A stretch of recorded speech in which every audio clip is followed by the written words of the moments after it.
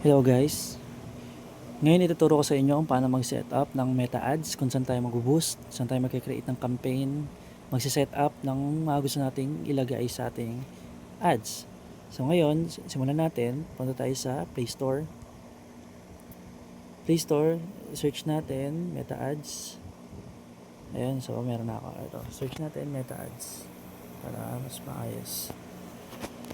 Yan, ito yung i-add natin, meta ads manager. Yan, install natin. Hintayin lang natin.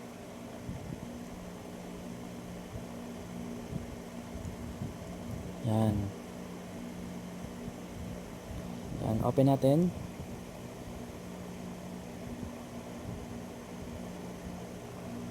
Yan, pagka open, continue lang kung may naman na kayong naka-login na account.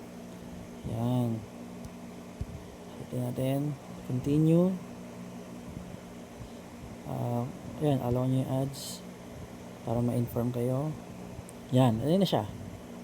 So, after nyan, create na lang kayo ng sarili nyong campaign para meron na kayo katulad nito. Meron na kayong nakalagay dito na campaign.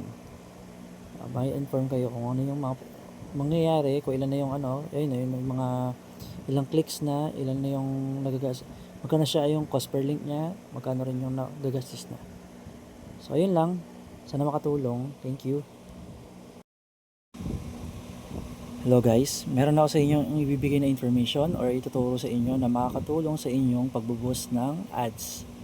So, kung meron kayong binuboost, tapos ang purpose nyo is mapunta sila sa inyong website, kung saan pwede silang tumingin ng mga products natin sa LiveGood, or gusto nilang magpa-member, malaki maitutulong nito sa inyo. Kung nakikita nyo sa video, may nakalagay dito na Shop Now. Ang Shop Now na yan, nakalink dyan is yung website ko sa LiveGood. So, since ang binuboost ko is Super Reds or regarding sa Super Reds, maganda siyang gamitin natin para madirect sila dun sa mismong shop natin kung gusto nila bumili ng mga products natin. So, ituturo ko rin yung paano ko nalagay ito, yung nakalagay na Healthy Starts Here bago sa Shop Now.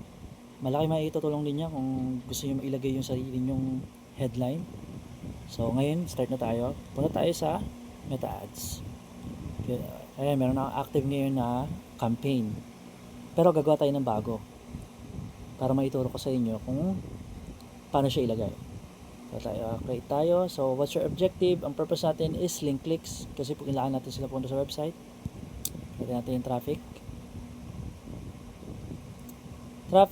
Makikita nyo, meron tayong tatlo dito. Ad set, campaign, ad set, tsaka ad. Ngayon, punta tayo dito sa ad. Tapos, from ad, punta tayo sa pinakababa, sa ad creative.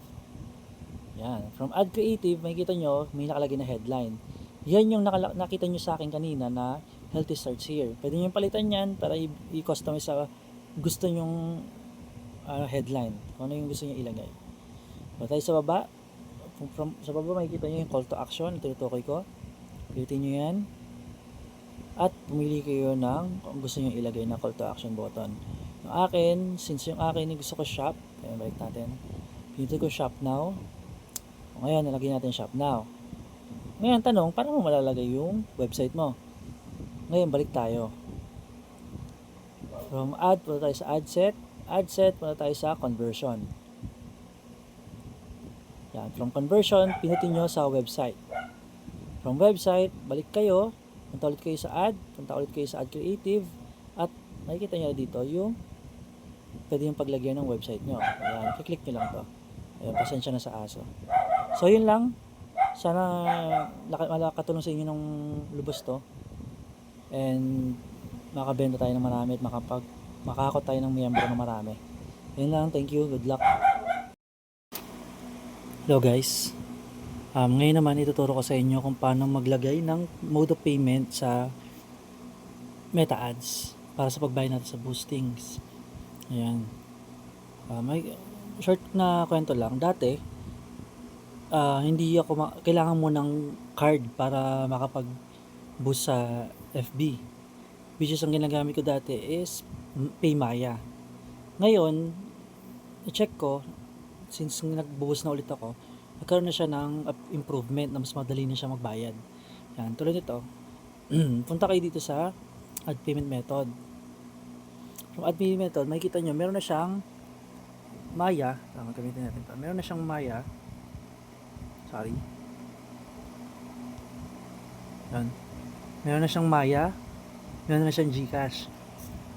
Dati walang ganyan. Ang gagamitin nyo lang is debit card at credit card. Which is, ginawa ko naman. Pero ngayon, pwede mo na pala siya direkta sa GCash saka sa PayMaya wallet. So, mas madali na ngayon mag-boost. So, ayun lang. Ilagay nyo lang dyan. Tapos, for example, kung ilagay nyo yan, tapos next nyo,